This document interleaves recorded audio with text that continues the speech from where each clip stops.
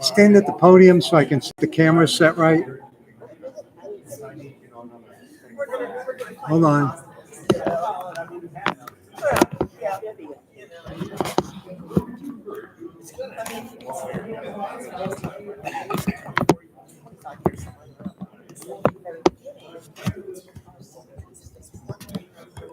Got it.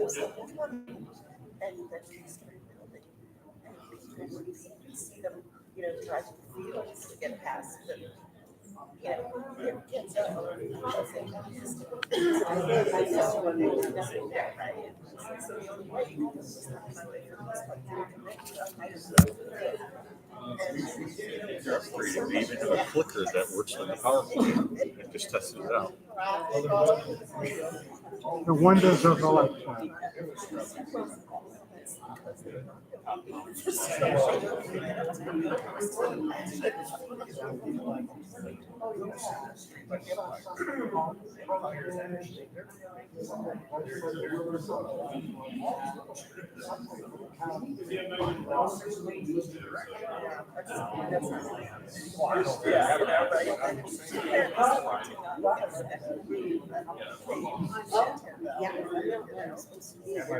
One of my friends from the station was in the Navy. Yes. He lived in. Yeah, he was one of the first there.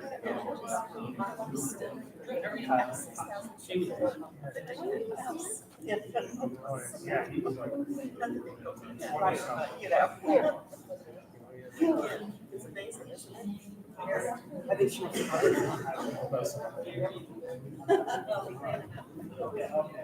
How are you?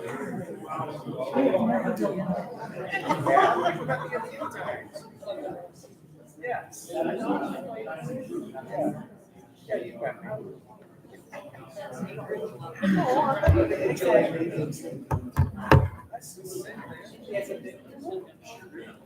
Yeah, I talked to you up there.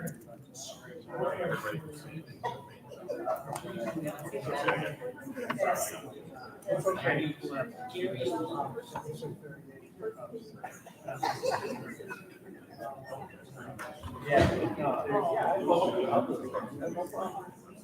Yeah, no, I'm in there. I got it on my camera. You're first. It's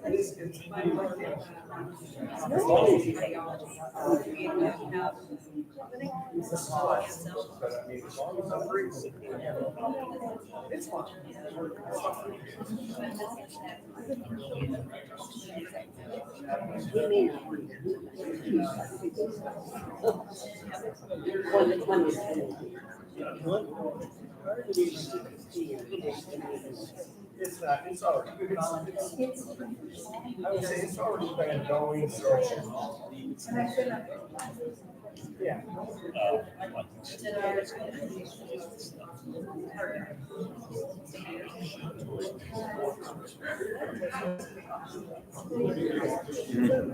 Right. Oh, 3 more. Good for them. I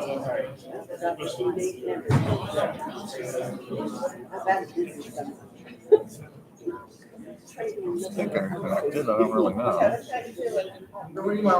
Hard to say.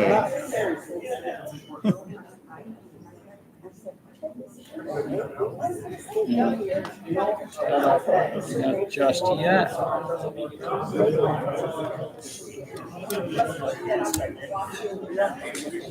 So he's doing YouTube. You're doing what? Facebook? Facebook Live, yeah. Okay.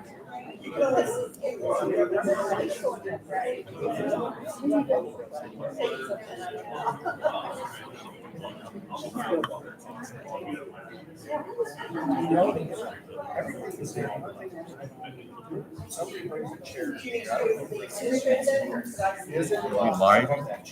Huh? We're live over here. Is this on? Is this on now?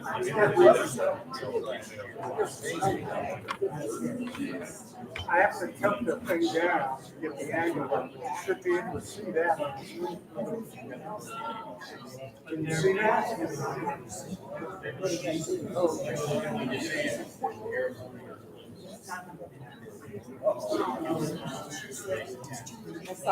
We'll get all this technology stuff.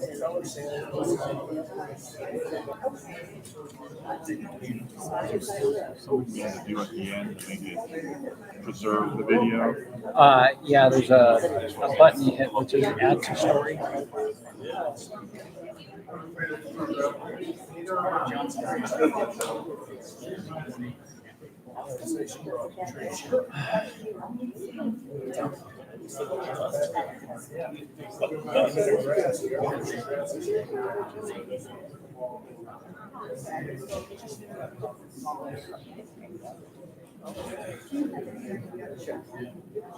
Last year we had.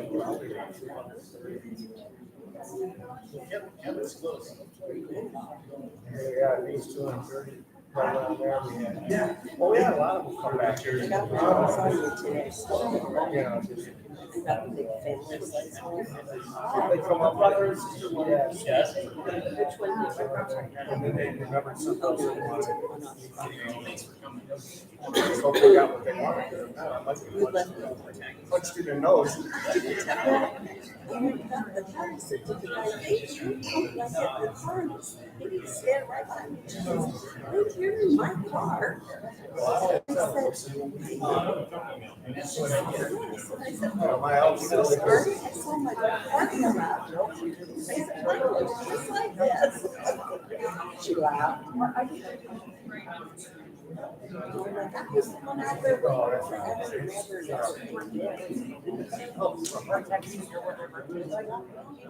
Both. Yeah, no problem. Yeah, like well, the business and the music. the only way I'm going to work tonight. While I'm waiting with my ticket, you know. That's a have my car. Sorry. Anyway, it was like, I said, nobody called me. And she said, I'm sure you'll get you. I just ordered it. Well, I sure didn't want to eat.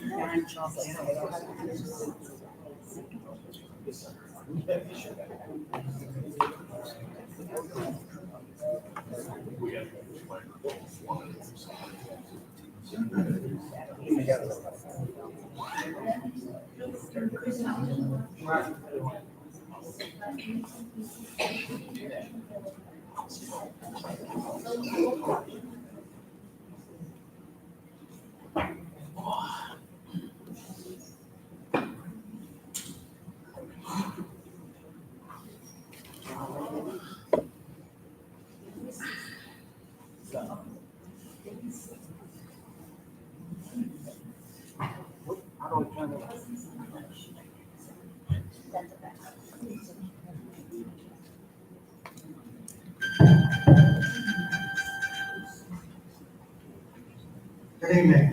My name is Kevin O'Reilly. I'm with the Tan Valley Advisory Council. A couple of administrative notes before we get started.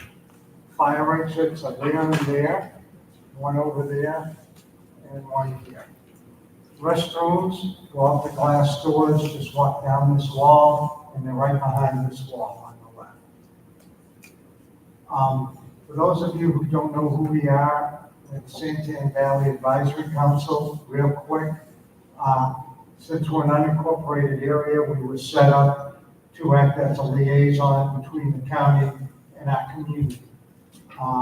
We were given a grant by the county to do things like this, education sessions, to bring information to the people in the county.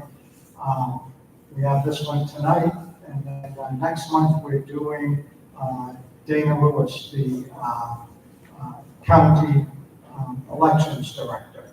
we'll be talking about all of the improvements that they've made with regard to previous problems. So I'm going to have her. If you're not on our email list, there's cards in the back. Please sign up. We don't flood you with emails. We just let you know what's coming up and if there's something going on in the community. So we try and keep that to a reasonable number. With that, we have the Tan Valley Incorporation here tonight. We're not related. We, the advisory council, are required to be nonpartisan. So we take no positions. What we do is we bring people in to make presentations to you and give you an opportunity to ask questions.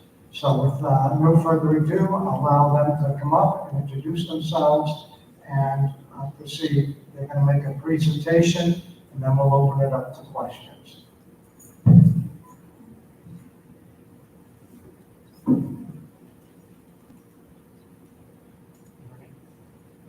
I'll turn it on.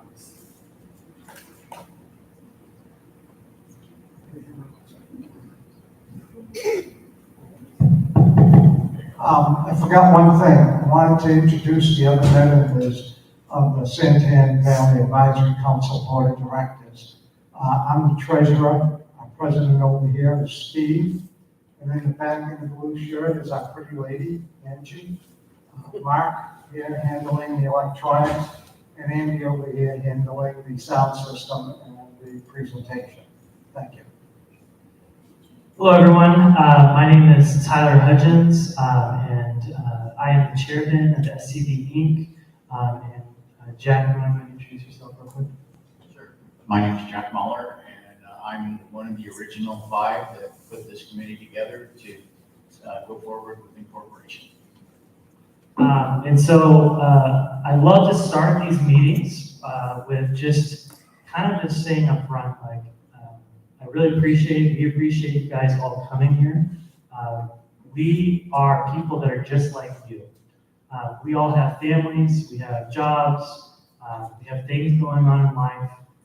We're not paid to do this. This is really coming from a desire to see this community, to develop this community, to look in the best interest of this community. And really it's a labor of love because there's a lot of work that goes into this. And so STV Inc. is a 501c4 nonprofit organization. We have a 7-member board, and so all of us, like I said, are residents in this community. And so just appreciate you guys coming out to learn more about the incorporation effort. And we really want to just do the best that we can to give you the information you need and what incorporation is all about and all that stuff. So with that, I'd love to ask a few questions to kind of open up the night. And the first question I want to ask is, how many of you guys are tired of these roads? Yeah. How many of you guys are tired of having to commute to other places to go to restaurants? How many of you guys are tired of our community being overlooked? Define that. What? Define that. That's an awfully broad statement. Yeah. An awfully broad question. Overlooked by whom? We'll dive into that. But as our community, we'll do a presentation. I'm happy to answer all your questions. As a broad community, to be more direct, is that we're 100,000 people. These roads were not developed in a way to sustain 100,000 people. We have 98% of our residents that are commuting outside of Tan Valley for jobs, which means rush hour is insane. People are stressed out. There's people who are getting injured and all that stuff. We want the safety of this community. Our incorporation effort, this is the 5th incorporation effort that has been attempted. This has never gone to a vote, which means there's never been an opportunity for the community to be able to decide for themselves.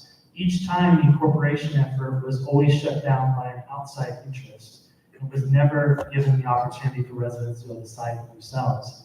And I would argue we're overlooked because we haven't been able to have a chance to determine our own future. And so we're going to go through our presentation. I think I have the ability to slide this over. There are 5 reasons we think that incorporation is important. The first one is the ability to elect officials and advocates who are more responsive to our community and municipality needs. When you become a municipality, you get 7 representatives. You get a mayor and a council who live in your area, who know your area, and have a vested interest in seeing the success of this area. Currently, Santan Valley is represented by Pinal County. And Pinal County, you have 5 supervisors who are representing your interests. And of those 5 supervisors, only 1 is living in Santan Valley. And so you have 4 other supervisors who have jurisdictions that live in other parts of Pinal County and are deciding your interests and making decisions for you. And so we think having representatives closest to the people is a really important thing. And so that's one of the first things. The second thing is more control over land use and zoning and development, including new subdivisions, apartment, retail, commercial, etc. One of the most, the way that our community is set up is mostly residential. We are a bedroom community. There's virtually no commercial, no industrial in our area. And so that's why we have to go outside to other areas. And part of the problem is over by where I live on the north side of Santan Valley. The Lynx Golf Course was originally being looked at as zoned as commercial. There's been some planning and zoning that's changed that to residential, multifamily, unit housing, and all that stuff. And from our perspective, we need commercial everywhere we can get. And so we want to maintain commercial, we want to attract commercial, all of that. So for us as Santan Valley residents, to have the control over what is going on in our community is important. The third thing is tax equity, taxes shared, revenue dollars already collected can be spent locally. You are paying tax dollars that are going to fund other cities across the state. And we think that those dollars can come back to Santan Valley to fund our roads, to take care of your community, your neighborhoods, and that will be in the interest of Santan Valley. The fourth thing is to be able to retain and develop our community character and identity. Here's the hard reality, is the reason that we all came here is there was something about Santan Valley that we liked, that we thought was charming, right? That we wanted to be here. The reality is, at 100,000 residents, that's how many people we have now. We are no longer the small community that we used to be, and we are changing. And we'll probably grow to 300,000 plus residents in Santan Valley in a number of years. And the more that you don't do anything and put the proper planning in place, the more that is going to ruin the character and identity of this area. And so we want to maintain the things that made this area great. We have to put in some good zoning, or not good zoning, we have to put in some good planning to ensure that those things that we like about Santan Valley stay in place. The fifth thing is authority over what level services, public safety, water, transportation will best serve our municipality. And so, public safety, if we care about that, if there's other services that we need, we have the ability to speak in that. So those are the 5 reasons that we think it's important for Santan Valley to incorporate. The next thing is I want to take us through the last year that we've been working on the incorporation effort. And so I want to go through some different phases. One phase we didn't anticipate, and I'll update you guys on that. But we started in April of 2023, and we formed our committee, which is this 501c3 that I talked about. We notified the Pinal County Board of Supervisors of our intent to incorporate, so we had to send them a letter saying, hey, we intend to incorporate this area.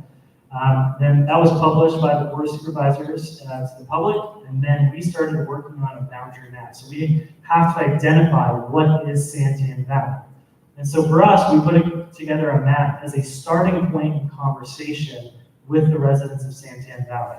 Not saying these are defined boundaries, these are not what's going to happen. This is more of like, this is what we think the context of Santan Valley is, and we want to go get input from the public. So the second phase, community outreach, May to September. So the things that we started working on is we started recruiting volunteers, started forming committees with STV Inc., and we also started meeting with neighboring communities around us.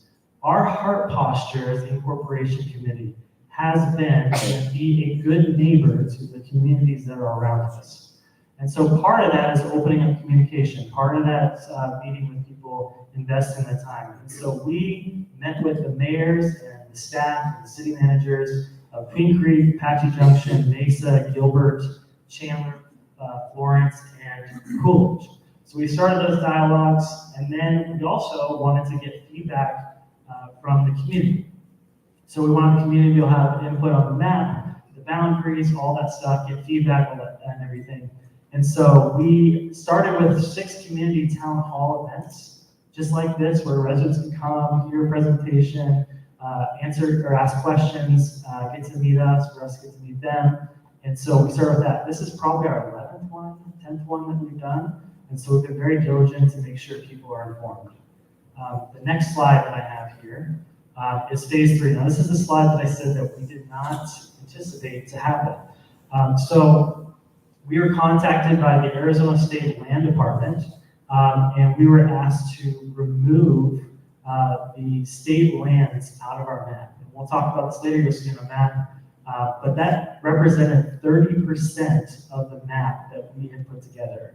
And these areas represent huge opportunities for commercial and industrial development in the future, which we think are vital and important.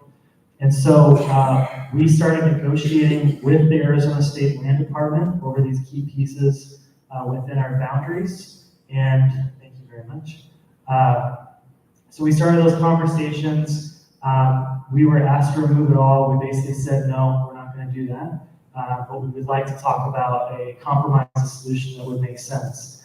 And so we had a meeting with the State Land Department, our committee, the Attorney General's Office of the State of Arizona, and Pinal County, and we proposed a solution. It was a good conversation, very detailed, in depth, and we ended up coming out with what we were hoping to come out of in that meeting. And so I'll share more about that. But that was a several-month process. And we were asked by the State Land Department if they were going to agree to the terms, that we would have to pause our incorporation effort, or not pause it, but put it back a little bit. So we were aiming for November 2024 of this year. And so we had to step back and give them time because the county and the state were going to enter some entitlements process. And so there's public processes that have to happen. You have to hire a consultant to look at the land and all that stuff. And all that just takes time. And so for us, we are not interested in getting incorporation done for the sake of getting incorporation done. We want to do this the right way. We want to do this in a way that sets up future councils to be able to make decisions that are important and vital for this community. We don't want to handcuff a future council to an area that has no opportunity for commercial and industrial growth. And so we're okay with delaying our effort to make sure this is done right, because the residents of this community deserve that. And so that's why we stuck in that, and we're willing to go through that long process. So we got to maintain 2 key pieces of state land that we'll talk about here in a little bit. This map that you're about to see is a difficult one to read, so I'm going to go ahead and stand up and just point out here real quick. So there's a purple line that kind of goes, this is our original map. There's an updated map that you'll see here in a minute, but everything in green that you see here within the purple boundaries, all of this is all state land. So we were asked to remove all of those. The 2 key pieces that we're going to be retaining once they finalize everything is this green box right here. As you can see, there's a neighborhood that would be an island. If we left it out, that's not good. So we got that fixed. And then the biggest thing was this area here that we were able to acquire that the state and the county are currently working through. So that's the most important piece for us that we see as a huge part of the future of San Valley. So the population is about 91,000 people, according to 2020 U.S. Census data. It is over 100,000 residents that we're at now. So we've had a lot of people moving here over the last several years with COVID and all of that. So that population is over 100,000. If we are successful, we are either going to be the second largest incorporation to ever happen or the largest. And so this is going to be, it's a difficult task, it's a lot of residents, but we think it's important. The next slide represents the updated map based on those conversations with the state. And so you can see there the 2 green areas that are kept in the middle, but that is the updated map. These areas that we left out, we have the opportunity to look at annexing in the future. And so that's where that stands right now. As we continue phase 3, we have to get a land survey, so we hired a land survey company to go out, survey the land, get the meets and bounds. Clean Creek passed a resolution in support of incorporation unanimously, 7-0. And then Chandler provided a letter of support for the incorporation effort. So entering phase 4, we finalized our map boundaries and started working on municipal approvals from January to August 2024. We finalized the map boundaries with those meets and bounds and set those in stone. And then Gilbert and Mesa, it says we'll vote on resolutions on incorporation. Those just happened this month, Gilbert and Mesa. And both resolutions were 7-0 or unanimous support. There was one member who was absent. So those are unanimous decisions from Gilbert and Mesa. This is a big deal. Gilbert and Mesa were the only 2 municipalities who had the power to veto our incorporation effort. And so the way that works is if you're a municipality within 6 miles and your population is larger than the incorporated population, you have the ability to veto. And the only 2 that fit that bill is Gilbert and Mesa, and we're thankful that they're supporting this, and the effort is not vetoed, that they support us becoming a municipality. They lose money on this deal. I think Mesa's going to lose $3 million, Gilbert will lose some money as well, but those are Santan Valley residents' money that will be redirected here. We think that's important. So Pinal County and the State Land Department are currently finalizing the entitlement process, key state land pieces in phase 4. And then I am missing, so phase 5, it should be phase 5. Petition drive, October 2024 to April 2025.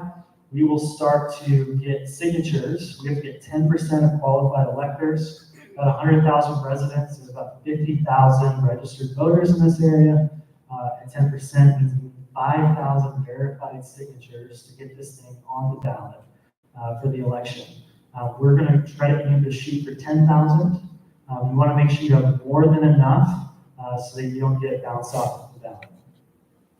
Next phase, we will look for approvals and a vote, April to August 2025.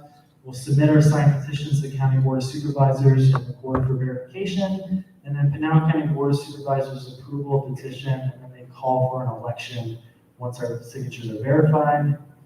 And then August 5th, 2025, we will have a public vote. And if there's a majority vote on that, we will be an incorporated Santan Valley. And so that's the process.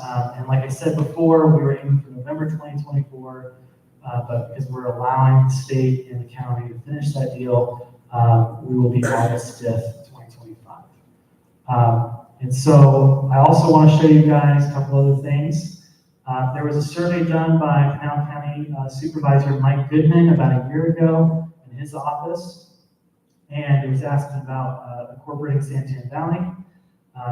According to that survey, 2,000 plus residents responded to that survey. 17% said that they would prefer to stay unincorporated, not become a community. Special taxing districts, 11%. So this is like a park tax district or a fire district or something like that. 11%, and then annexation, so annexing Clean Creek or other municipalities, 18% would have supported that, and then incorporating would have been 46%. Mike Goodman's office is doing this poll over again, and so residents have until August 30 to do the survey. So if you go search Mike Goodman's office and search the resident survey for Santan Valley, you can have your voice heard in that poll. And those results will be coming out in September. Supervisor Goodman is going to have on September 10th and September 12th some town halls where they'll release the updated numbers and allow the community to ask questions and all that. We'll be there, and in attendance and a part of that. So the big question we get is, how do we fund a new city or town? And so there are 4 buckets that make up what's called the Arizona State Shared Revenue System. And so this is an old number, but we reached out to the Arizona League of Cities and Towns, and according to their figures, we will get $51.3 million that will start to come back every year to Santan Valley, and that number grows. Like I said, this is an old number. We've been told that that number is probably between 60 and 70 million now. And so we will have money right out the gate that's coming back here. Now there's 4 buckets, like I said, that make up that. And so there's the urban revenue sharing. And so this is your state income tax. So you pay your income tax, a percentage of that goes into this bucket. You pay a state sales tax, and that goes into this bucket. The highway user revenue fund, and so that money that you guys pay also goes in this. It's like your gas tax, that sort of thing. And then vehicle license tax, that money goes into that bucket. So that's how you represent this, and it's based on your population and all that, on how they get these figures. So this is our initial funds that we'll be working with. There's other ways that we can generate revenue, and that's on this slide. So other ways that a municipality could generate revenue is they could initiate a sales tax for the city. So you buy goods or whatever that is locally, they could do that. I would argue you're already paying this tax when you have to go to other municipalities around the area, to go to restaurants, to go grocery shopping, whatever it may be, but that money's going to a neighboring community, and instead of coming back to Santan. The second thing, actually I'll add on the sales tax, a council could vote as a council to initiate that without resident approval. The second one is a property tax. This one cannot be initiated by a council. It can be recommended, and then it goes to an election, and then you, the residents, have to decide if you want to raise your own property taxes. There's a drop down. We were talking with Arizona League of Cities and Towns, and they gave us some information on property taxes, and it says a common concern is that with incorporation, residents will see an automatic increase in their property taxes. This is not necessarily the case. Out of 16 towns incorporated between 1980 and 2010, only 2 have initiated a primary property tax, and 2 have adopted a secondary property tax. And so of the 16, there's only been 4. This is a very unlikely scenario because, again, you have to vote the tax yourself. People hate property taxes. I hate property taxes. And so I don't think this is going to be a likely scenario to fund the city. The other ways that you can do this is a business and occupational license tax, a utility franchise tax, development fees, fines, and forfeitures. So this is the way that the municipality could generate funds. And so we want to show viability for a future Santan Valley. So while we can't put together a municipal budget, because as the incorporating committee, we have zero authority to bind any future Santan Valley to anything. But we want to be able to show the public that it is possible for us to survive on the money that we're getting just from the Arizona State Shared Revenue. And so we put together what we're calling estimated essential costs. This is not a budget. This is just saying, what are the things that we have to do? There's some things that are required. And so this is based on the old numbers. This is obviously higher, but 51.3 million is what we would have been getting. It's now 60 to 70 million we're estimating. The essential costs we've identified are $25 million, which would leave around 26 million left over after we paid all the essentials.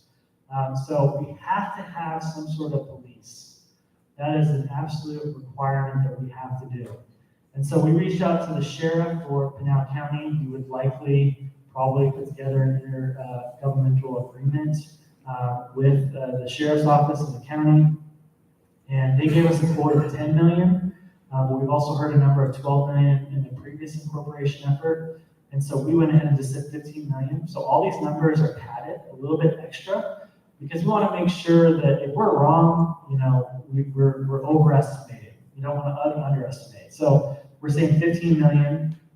Roads, just to maintain our roads, 5 million. We have to have some sort of liability insurance. It's $1 million. We have to have a law firm. That's 1.5 million. And you also have to have rental space or some sort of space where residents can go to be able to communicate with their governments. We'd have to rent a space. And so we've estimated at 60,000. So we looked at commercial real estate based on a reasonable square footage and then kind of multiplied to get this number. We'd have to have staffing. And so we're estimating 2.5 million for that. We're required to have a city clerk. We're required to have a city manager, finance director, planning director. And then we added some staff. So we basically said, okay, we're required to have a city clerk. You're probably going to have to have an assistant clerk, maybe a part-time admin or something like that. So all these numbers were generated based off those 3 types of positions, a director, assistant, and an admin. And then we put some general operating expenses. We put 1.3 million. Anytime you're getting new space, you got to buy computers, hardware, desks, just things that you're setting up just to get going. So we put together a $1.3 million budget. So again, our goal with this is to say, can Santan Valley survive? The answer is yes, and believe more than so we can. And if we were egregiously wrong on any of this, we have $26 million still left over. In addition to, these numbers are underestimated from what we're actually getting because they've been updated. And so that's the end of my slideshow.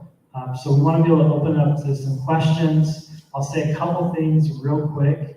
The best way to stay in contact with us is on our website, santanvalley.com. On our homepage down towards the bottom, there's a section for the newsletter. If you sign up for that, that is the best way to know the latest updates of what's going on and what we're trying to do. And with that, I'm going to turn it over. Okay, we're live streaming this, so what I'd like is if you want to ask questions, just raise your hand. I'll bring you the microphone, and that way there, it'll get heard on the broadcast. So who would like to go first? Okay, this lady here was real fast.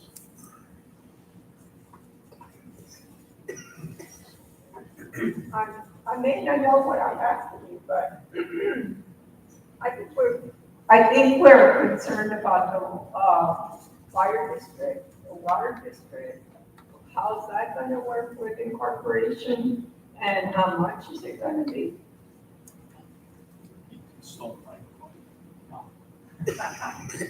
Okay, so in Arizona, a fire department is not required, which kind of surprised all of us. So going forward, at least initially, we would have to still go with rural metro under a contract, basis individually. If the citizens wanted to then come to that new city council and say, we want our own fire department, or we would like to lower our fire fees, so the city then can contract as a city with rural metro, and your costs would go down about half, is what we've been told by rural metro. But that would entail you voting in a tax, a special district tax, that would be so just like the property tax, you would have to vote that in. Did I answer your question? So we did not, okay. No. I'm sorry. So as far as doing that, how long would it take for us when we do become incorporated to negotiate that? So let me use Queen Creek as a good example. Queen Creek incorporated almost 30 years ago, or a little over 30 years ago. It took them 20 years to get up enough revenue to put in their own fire department, and 30 years to get up enough revenue to put in their own police department. So based on that, it's not going to be real soon, like I said, unless the citizens vote for a special tax, a special use tax. What about the water district? Water district is EPCOR. We don't have any control over that. So You don't? no. You can't form a water district? We would have to buy everything from EPCOR because when they took over from Johnson Ranch, they had to basically buy everything from Johnson. So it's probably not going to change. Same thing with the power SRP. It's going to stay. So. I got a question real quick. Of that contract with the county sheriff, how many officers does that? Ballpark.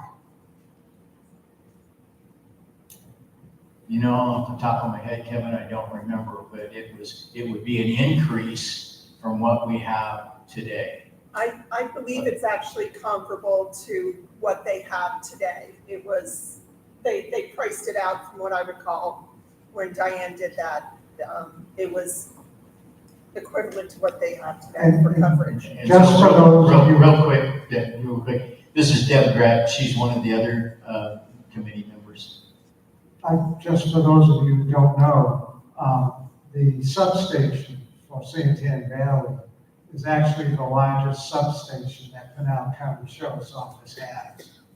I believe it's headed by a lieutenant, whereas all the others are headed by a sergeant. So it's fairly good size. And I also was told that they stood up a traffic enforcement team, Fridays with Frank, just for Santan Valley initially because that was such a problem.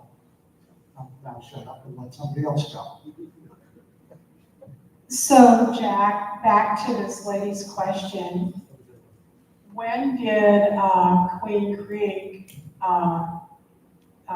implement fire department tax? Didn't they contract with Rural Metro or somebody before they formed the fire department? Yeah, you're absolutely right, Jeannie. It took them, like I said, 20 years before they got their own fire department. That's when they started taxing the citizens and it was all voted in.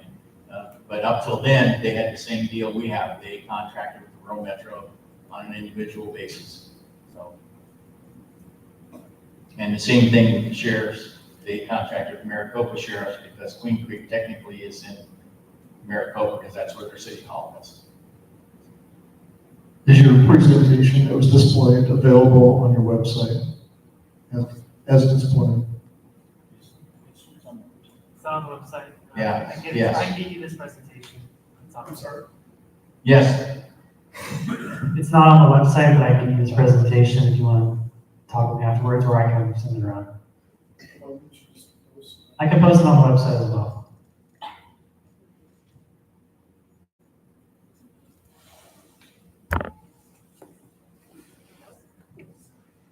My name's Dave. I'm a small business owner and I do live in Santan. However, I have to commute through Queen Creek and all the way to Mesa to get to my shop. The main reason I commute all the way to Mesa is because when I was shopping for a place in the Santan Valley area, there were a few places that were still open, available for lease, but the owners didn't seem that they wanted to lease out said space. So I have to take a little bit of contention with your point of adding more commercial and industrial space, because at the end of the day, you don't get to control that. Which brings me to my second point, where I do actually have to have a place in Mesa. My location is about to skyrocket with its value, or I guess if you want to call it that. My business overhead is about to skyrocket because the complex, when it was built probably 10 plus years ago, was built by an Arizona developer for X amount of dollars. However, about a year or two ago, this complex was purchased at a 1,000% markup. It was originally built for about $2 million. It sold for $200 million. It is the largest markup in the history of Arizona. This particular complex is owned by an entity in New York. So how is this idea of adding more planned development, whether it's commercial or industrial, at the end of the day, all of that money that I raised to try to make my business work is actually going to a firm outside of my community entirely. So I'm curious how you plan to mitigate something like that with this promise of adding more commercial and industrial. I think any commercial is better than none. And, you know, I'm really sorry that you haven't been able to find space here. That's part of the problem. We have no infrastructure, or not much infrastructure, it's limited. And so right now, we need commercial. So one of the biggest parts is we have to diversify our tax base to be able to fund our city. And a big part of that's commercial and industrial. There's that, and then also commercial provides jobs. And so residents who want to be able to potentially get a job here, we think that's really important. And then I also think residents want to be able to buy local, be able to support the community, be able to dine, We got a Soberos now. That's really great. So have restaurants be able to go out with family, you know, maybe go to movie theaters. I mean, I think commercial is a really important thing. But we definitely want to provide an opportunity for business owners like yourself. I'm a business owner myself. I know what that's like. It's really hard. And I want to support business owners and just really think we need some infrastructure to be able to support people. As far as we can't control, you know, private land, private purchases, all that stuff. So some of that's out of our control, but that's what I would say. I don't know if Jack wants to say anything to that. No, it's like Tyler said, we can't control who buys the property and that it can be a New York company and, you know, like, we just can't control that. So, and what they do once they own the property is it's a fair market. And so if you're willing to pay the rent, it's the reason that they can keep charging the rent. If you don't pay the rent and you move someplace else, pretty soon it sits idle and they will get the reality of, you know, there's many shopping centers right now sitting idle that are, you know, being redone because they're no longer viable. I mean, I'm a broker, and so that's just the market. That's what happens. And you control the market, whether you believe it or not, as a small businessman.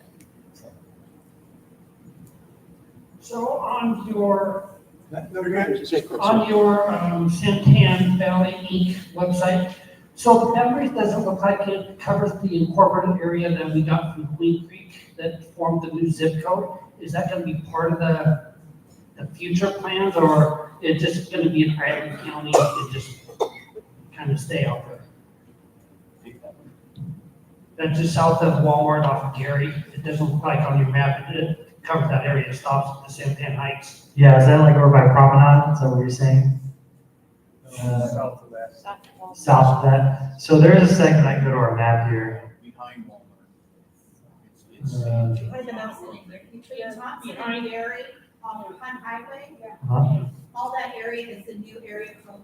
And 85144. it's Santan Heights neighborhood, and probably part of Skyline neighborhood there. Santan Heights is included. Yeah, but on the map, it shows that it stops right at the Pampa Yeah. Mountain right there. Yeah, this is the map. So This out here, here's that highway, sits right there. Santan Heights is here. So what we're saying Yeah, so if you go south, There's Gary, so. right here, all this white. So Yeah. this is Santan Heights, this is the new part. Yeah, so all this in white over here, part of the early on in the process, this area last time was super opposed to incorporation, as well as up in the north, there's a section right there, I can't really reach it, at the very top there, was very opposed to incorporation. And we have not wanted to force anyone into incorporation, so when we did those initial 6 open houses, we were looking for feedback from residents in that area to see if their minds had changed. And so we didn't get any feedback on that. There was some, but it wasn't enough. And so we left them out just to respect. But in the future, that could be annexed into the. it was still part of Queen Creek last year. That's just your zip code. It's not, you're not technically Queen Creek, you're I technically. know it was Queen Creek last year. It didn't get put into Santan Valley until July of last year. It's never been Queen Creek. You are in the Queen Creek influence if you're in the hatched area. If you're in the clear area, you get a Queen Creek zip The code, microphone, Joe. but you're not in Queen Creek. You are in Santan, you're in Pinal County technically. Yeah. So I have a question. Did everybody hear that? So what is going to happen with the Home Depot and the Banner Ironwood Hospital? Are they going to remain Queen Creek and they get the tax money, or is that going to become part of Sandy? Home Depot is definitely within our element. The Banner Hospital will stay in Queen Creek, because that is in Queen Creek. That's not in their influence. That is annexed into the city, as well as in Quintero. Isn't it true that if we incorporate, we will attract bigger businesses like Target down in, went to Queen Creek instead of down in Santan? Okay, I have to speak from experience. Again, I've been a builder and a real estate broker for 50 years, and I can tell you that we just had a discussion back there. Housetops bring business. The problem is they don't want to go and negotiate with the county for things unless, you know, it's cheap land and there's no fees. And that's what they're getting right now, and that's why we get so many of them as opposed to going other places with the tracks. The city can negotiate things with developers to get them to bring businesses here, tax incentives, help out with like things like infrastructure, things like that. So we can have a better example or a better way of attracting retail and industrial business to the city, yes. Hi, I want to piggyback on what he asked about the new zip code. So Pinnacle at Santan is north of Santan Heights, where on Highway meets Ellsworth. And from what I see, it's diagonal, it's not white, it has the diagonal lines. So that's where we just bought a house, so we're just wondering, because we're on the fence. Okay, you are definitely in Queen Creek's sphere of influence, or their planning area, as they call it here. So you would have to get your whole neighborhood to go and say, we want to annex to Santan Valley, and then we have to argue with Queen Creek about that. So. Yeah, so there's city boundaries, and then there's planning areas. Queen Creek has identified that particular area as a planning area, and then in the case of Promenade, there's actually a fire district to Queen Creek's fire department. And so in that particular Promenade neighborhood, in that area, that fire district would have to be lifted for us to be able to bring it in. So the residents of that area will have to decide at a future point, do we want to just annex it to Queen Creek? Or do we want to remain in this kind of no man's land, or do we want to annex it to Santan Valley? So that's a decision the residents of that area have to make. But you're currently in the planning area, and so we're not going into any of the planning areas of Queen Creek other than that. So Tyler, as I understand it, Promenade, they pay the town of Queen Creek fire coverage through their HOA fees. And also, if anyone has any question whether or not you're in Queen Creek or Santan Valley, you should look on your tax receipt. If you're in Queen Creek, you will have a line item that says like $300 or something like that. So for people that think they switched towns, when the post office gave them a new zip code, you didn't really switch towns. The post office just broke it out differently. So if you want to check your tax record, that will tell you. Yeah, I'm not sure how that's paid for or how that all works. But you are basically, from what I understand, you aren't being able to vote in Queen Creek, but you're paying for the benefits of it. And so I think the residents there just have to decide, do we want to be able to have like all the influence we can by going all in with Queen Creek, or make a different decision. Brad Billings, newer to Santan, been here about 4 years. My question is, when you said that the incorporation attempt 4 other times was stopped by outside influences, and then there is that other vote by Mesa and Gilbert where they have now approved that, are there still other outside influences that could stop the incorporation effort this time? Yeah, I mean, developers would have a say over, if they have majority control over a development, housing development, they could try to back out. So there's that option. The state issue that we're dealing with, the state land, if that doesn't go through, that could throw off some things. Fortunately, the state has shown some really goodwill with this and wants to help and to be supportive of this. So we're hopeful that that won't be the case, but it could be. It's a possibility. And so outside those two things, I don't know if you have any other thoughts that could stop us at this point. And the developer can only take out their track. Yeah, the developer will only take out what they own. Yeah. That happened with Nicotera last time. I'll actually add to that. What killed the last attempt was the committee failed to really qualify signatures. So when they turned everything into the county, and the county went through and did their first pass on whether or not the signatures were valid, they had too many that fell out, and so that's what killed that effort. That effort wasn't killed by anything external. Yeah, it wouldn't, even if they had the amount, Nicotera, they would have needed it. It would have been over. The no man land, Pinnacle Heights, regarding the 10% of votes you guys had mentioned prior to everyone asking questions. Because we haven't been annexed anywhere, are we, I'm assuming we're not gonna be considered part of that 10% that needs to make those voting decisions?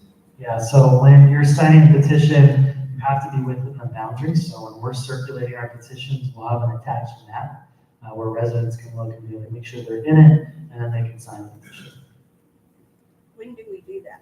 Our hope is October to go before the county to get that approval. We could go today, get the approval at an upcoming meeting. We're waiting for the right timing to make sure, because it triggers a 6-month collection period for signatures. And so we're trying to wait, for the appropriate time. So that would give us October until April. And there's a reason we could have had an election in March. We could do it sooner, or May. We don't want to get one of those early elections. If we did it today, the county could schedule us for May or for March. And that would be a problem, because the way, when we would incorporate, let's say we were successful in May 2025, the county will continue paying for all of the services, all the roads, all the police, everything, until July 1, 2025. Which means if we were successful in May, we would have a few weeks to get a whole government up and running. By positioning this in August 2025, the county will continue to pay for everything for a full year, essentially. And so that's strategic on our part. And then it gives us a year to take over all of those services before we have to take it all on prematurely and not ready to do that. So that's why there's a timing where it's like, we're gonna wait till October so we can ensure we get that August 5th election. And the money. My question is, who will appoint the first mayor and city council if we are incorporated? Yeah, so the way the process works is the Pinal County will issue an incorporation for Tan Valley. There'll be an appointment process, and so anybody from the community will be able to apply.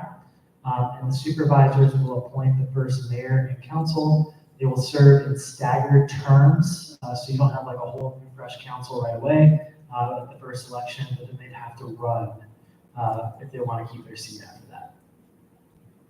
My question goes back to water, and FCLAR, you said, is the source for us in Santan, and I know that Queen Creek has been going through all kinds of legal negotiations to acquire groundwater, including the Cibola fact that they just were working on. And my concern is we have one source, and my understanding is EPCOR gets the water from the Colorado River, and then it comes into the Havasu, and then it comes through a canal, and we get it like meandered through to us, and also groundwater. So my question is, what is our water for the future, in that they're building these apartment complexes with lots of people in them, and are we able to sustain that? And there's a new policy that just came out where Colorado River, water allocations to Arizona have been cut. So does that influence EPCOR's ability to get water? Where do we stand on water? Yeah, I don't have an answer in that. I'm not an expert on the particular water topic. Jack may have some stuff that he wants to, well, there we go. We'll have him do this. So, but there is one thing that I do want to say.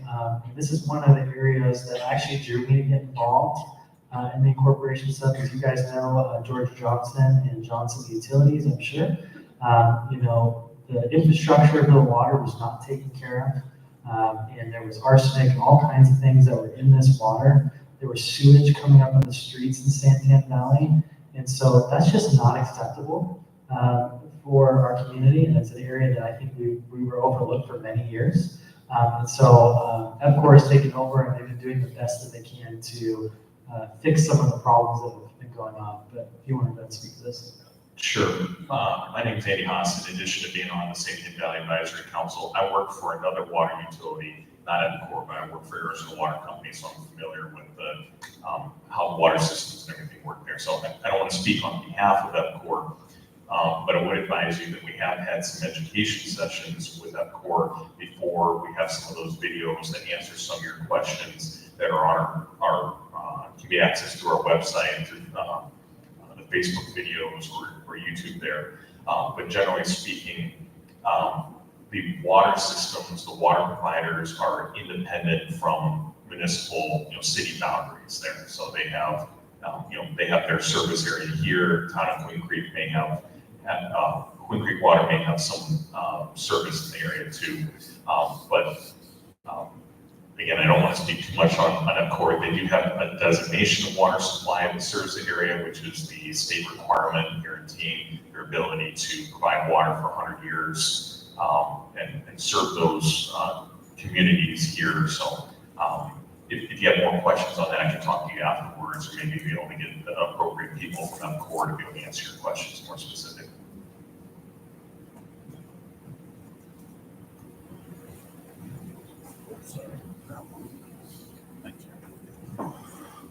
This comes off as more speechifying than question. I apologize in advance. I came here tonight because when I first heard notice of this meeting, the first thing I thought is, do I really need another level of government? Are there problems that I have that are going to be solved by yet another level of government? And I don't see that yet.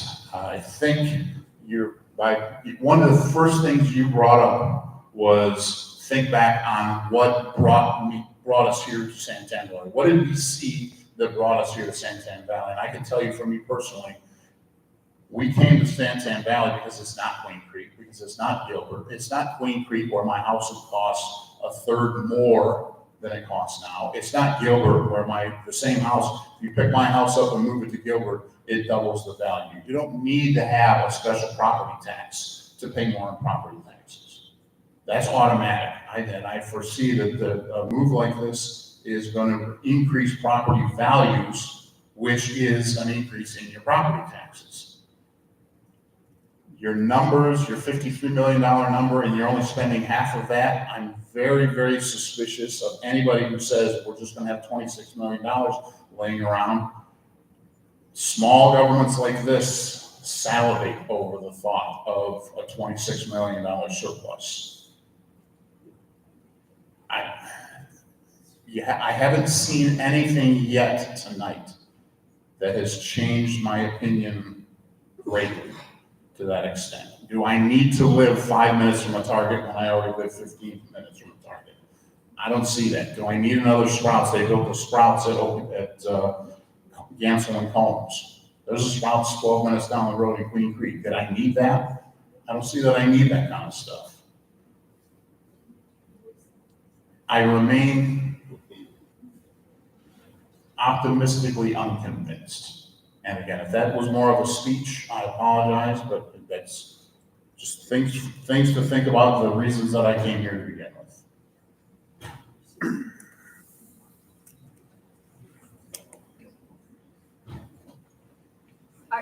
I can respect what you said, but I've been living here 15 years, and like what they're trying to do is actually get us representation for other things that we need. We have one road that blocks us here, and there's no help from anybody to the Hunt Highway. They block us, they block the whole neighborhood here. And I think we need more representation.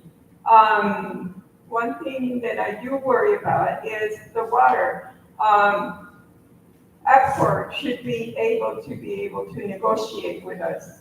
At one time, we were going to do a water district because the water was so high. It's more expensive, and I respect your feelings about it. But I've been here 15 years and I've seen what's happened.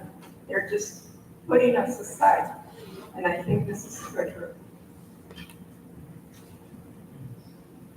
It's a good thing to bring it up.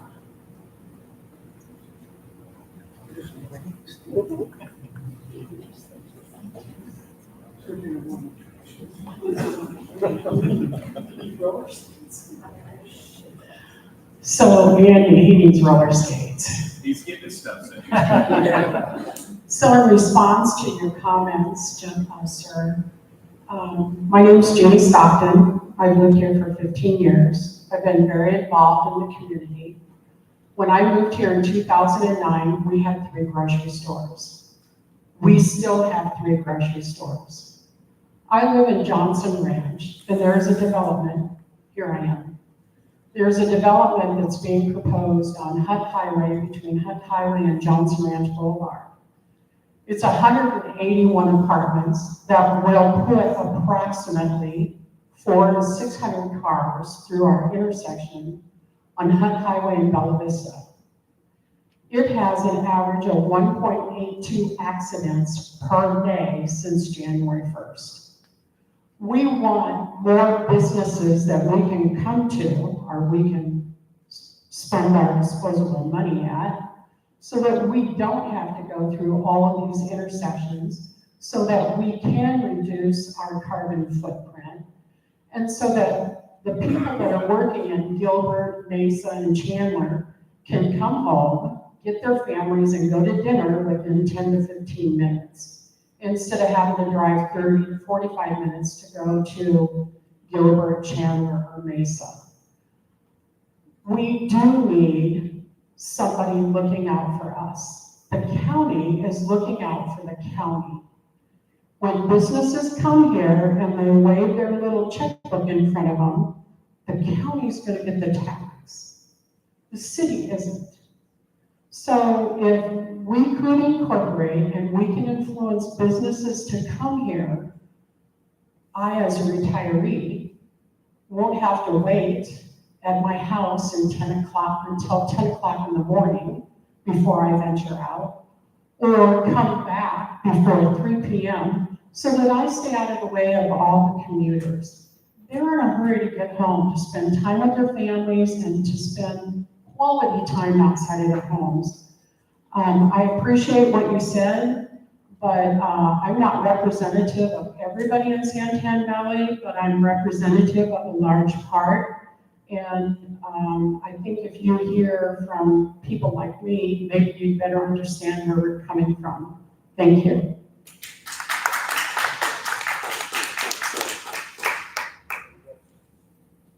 Just 2 quick questions.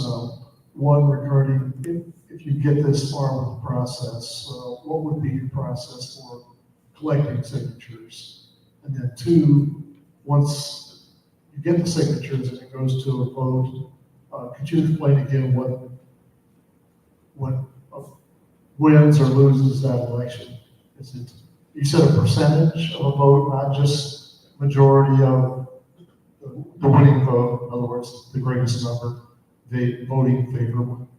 Yeah, so I think signing up for our newsletter would be the best way. So we'll reach out once we're officially getting approved. But we're planning on having a campaign kickoff right out the gate. So probably in October, November sometime, we'll do a kickoff. We'll invite everyone in the community to come. We'll have some speakers. We'll have some booths where we can train people on petitions. They can grab petitions and go and circulate those among their friends and their neighbors. We're also doing in-home meetings. And so if you'd like to host an in-home meeting, invite some people over, we'll personally come out and do a presentation, chat with your friends and family and neighbors so that they can learn more and get to know us and the whole process. And then just a majority vote on the incorporation to be successful. Hi, thank you for the information this evening. I'm a small business owner here in Tan Valley. We actually operate a martial arts school here on the campus. And the reason why we've done that is because we have had very low opportunities to go ahead and be able to place our small business here for our community in our area. So as much as we're very thankful for the campus here, we look forward to the opportunity to have commercial spaces so we can still provide services to the many communities out here that are in need of our service. And as a family, a person who has a family and children, and we understand the needs that parents need, activities and places for their kids to go. after school and to be able to provide them those different activities is crucial. And so for us to be able to go ahead and support this is a really big deal for us. And so I appreciate you guys coming out here and giving us this information. Thank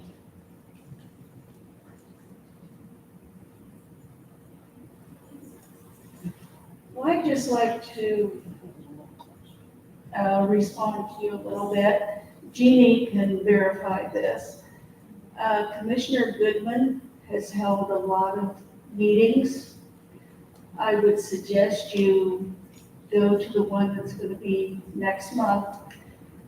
When they redid the district lines for the commissioners, we did gain a second commissioner for a small portion, but until then, only one commissioner represented Santan Valley. He would vote for or against things the way the constituents wanted. The other commissioners voted no. So he's been getting all this flack for not being able to get things done because commissioners who do not live here vote. And they shouldn't be allowed to do that. If they don't live here, they shouldn't be allowed to vote on what happens here.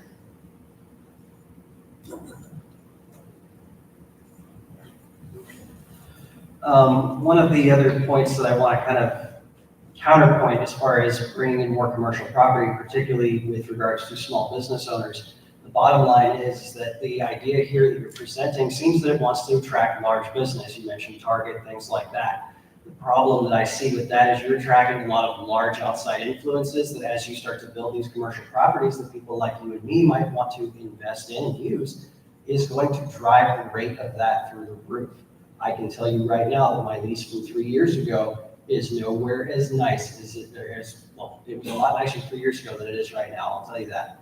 I'm debating whether I need to even continue business at this point. So when you talk about bringing in more business, yeah, it's jobs, but it's subservient jobs. How many small businesses exist in this realm right now that are thinking about moving out of the garage or out of the living room and moving into some sort of space? And at this point, we'll be looking at pretty much an impossibility because of the insane amount of price growth that's going to be experienced by bringing all of this outside influence into our community. To be clear, we didn't suggest anything about Target coming in that came from the audience, and also there was nothing stated about trying to attract this large business. As a small business owner, I understand, and we need to have infrastructure. You know, business owners like you put in a lot of heart, sweat, and tears. You know, we'll give you every opportunity. I really believe in small business. Jack does, all of us do, and so we're not against small business. Very supportive.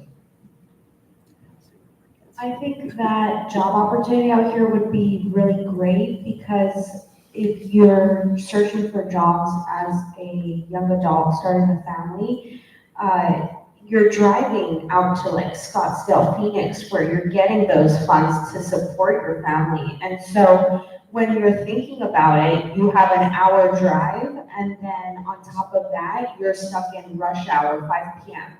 That could mean 2 hours before you can get home to your baby or get home to pick your baby up and, you know, make food for your family. So I do think that bigger places like healthcare can expand out here to make more job opportunities for those growing families. But I also do respect that there is an older population who does enjoy the quiet lifestyle out here. I just think we have to be more realistic for the millennials that are coming in who need to support their families, but that rush hour traffic is really crazy. It's 2 hours, you know? Yeah, so I actually heard a statistic, I don't know if this is accurate, but it seems pretty close, is the average person spends the average American spends 7 years in traffic in their life. And so like those are years you can be spending with your family, raising kids, you know, doing whatever it is that you lose just by driving far distances. So on the topic of small businesses, cities can sponsor areas that can be rented for space for small businesses. I think there was another point I was gonna make about the small businesses, but, I know, the planning, when you have a city council, there'd be, communication about what the various needs of the community are too. And so small business would be represented in the city council planning scheme. Good. Let me address kind of both of those things. One of the early jobs of the city council and the citizens of Santan Valley is to put together a general plan. And that then designates different kinds of businesses. What you're talking about, I don't know what kind of business you're in, but we do need R&D facilities, which is research and design facilities. We do need small storefronts. We don't have laundromats. We don't have people to fix your clothes. We don't have a flower shop. We don't have, there's a lot of stuff. We have Pork shop. Oh, we have pork chop. Yes. Make sure that one was from that. That's gonna be a lot of sales tax revenue. But you can't get to it right now. Yeah, right now, the roads are very blocked. I think they're closed still. They're closed. No, They just opened up. All right. So, but that's a big part of why we need local representation. Right now, the county has a shotgun approach. Developer comes in, says, I'm gonna buy that piece of property, I wanna put 5,000 houses there, and they go, okay. Now, like the young lady back here said, Mr. Goodman might say no. The 4 other ones say, no, hey, we need the county revenue, so we're gonna vote for it, and that's how it goes. And we do have another representative, we do have 2. Johnson Ranch on the other side of Hunt Highway is represented by Mr. McClure. Supervisor McClure lives in like Mammoth or someplace down that way. So that's the area that he has, and he is making decisions for us. And Mr. Miller lives in Casa Grande, and he's making decisions for here. So if that's what you want to keep doing, then that's one of the reasons we really want local control and local decisions, because we live here, then those people would live here, they know the situation, they would sit in traffic, their kids couldn't go to sports events or whatever it is. So, it makes a big difference.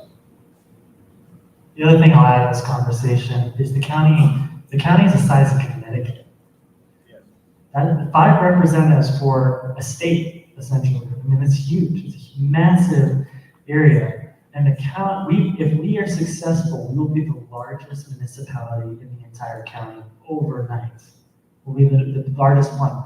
The county was never set up to run a city. Never. And for them, they've done the best that they can. It's gonna get increasingly difficult. You have another 100, 200,000 residents in this area. The problems, there are complex, difficult problems with this area that are being left unaddressed that we need to address. And, they're not set up to run a city.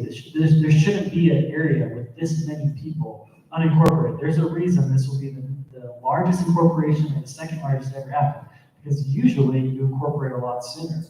And so these problems are going to continue to grow.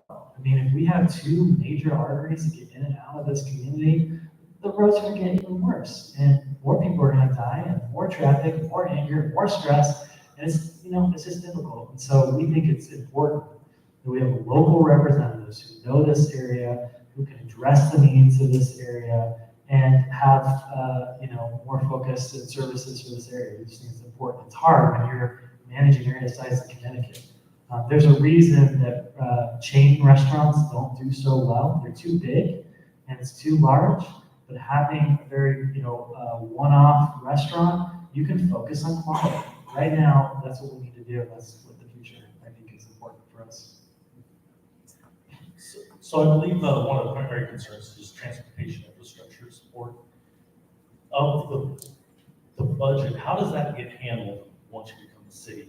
Is that it funds local, state, federal? Is that city only? Is it a mix? And what would are there any assessments or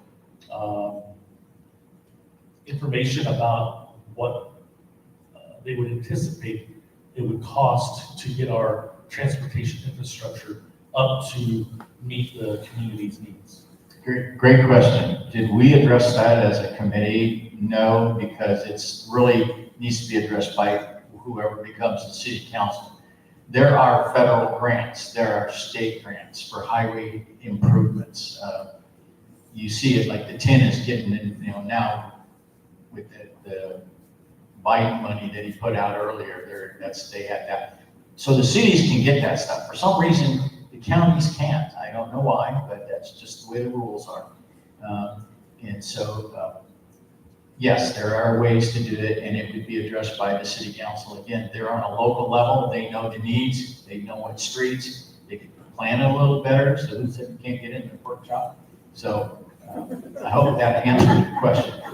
Yeah, and there could be an assessment. I mean, the city council could put out a district assessment and say, we're gonna, assess your taxes $10 a year to help pay for these road improvements. They could impose a gas tax. You'd be surprised that a half-cent gas tax multiplies into millions of dollars pretty fast. And it doesn't cost the citizens anything. It's a use tax. So that money goes back, and it's like Tyler was talking about the different pots of money, and that road tax that you already pay to this, that we'll get the funds from, can only be used on roads. In other words, it can't go into the general fund. It can only be used to improve the roads and stuff. Hope that answered your question. I wanted to say a couple more things just to clarify a few things. Somebody asked what could stop the incorporation.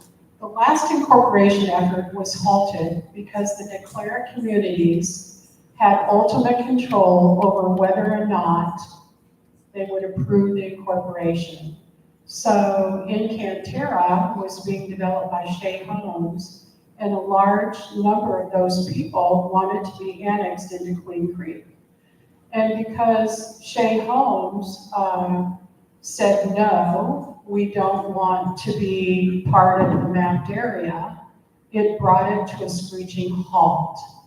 So Neil Carter worked on the law, I think 2 years ago, and he wrote into the law that if there's a large area that has already been platted, it can be included in the incorporated area.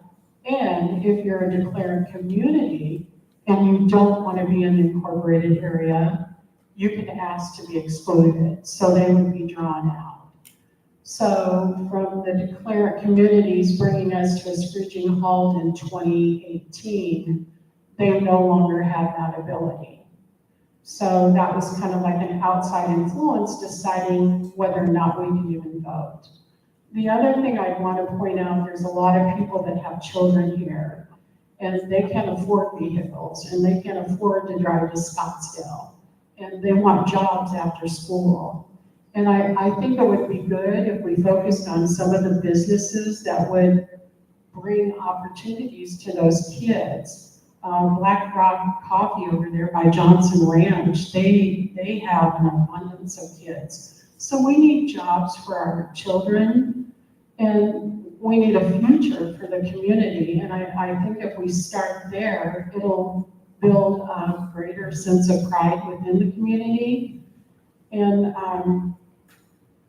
if anybody wants to sign a letter in objection to the development on Highway, see me. Okay, first of all, I want to thank everybody for coming. It's a weeknight, and we appreciate you coming out. Those watching this live stream, great questions. And I want to thank these two gentlemen for coming and dedicating their time. And that's it. So thank you very much. Be careful driving home. We'll be kind of hanging around if you want to come up with Tyler and I and talk.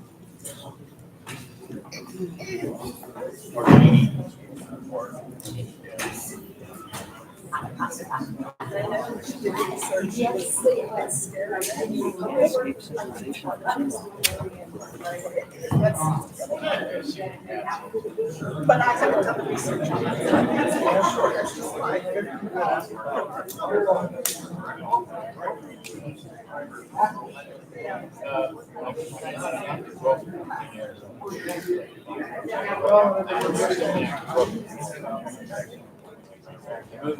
What's your business?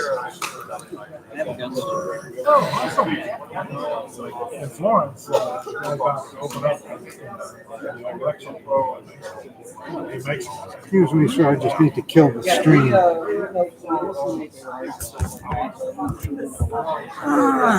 We're getting ready to streamline into manufacturing. It's just that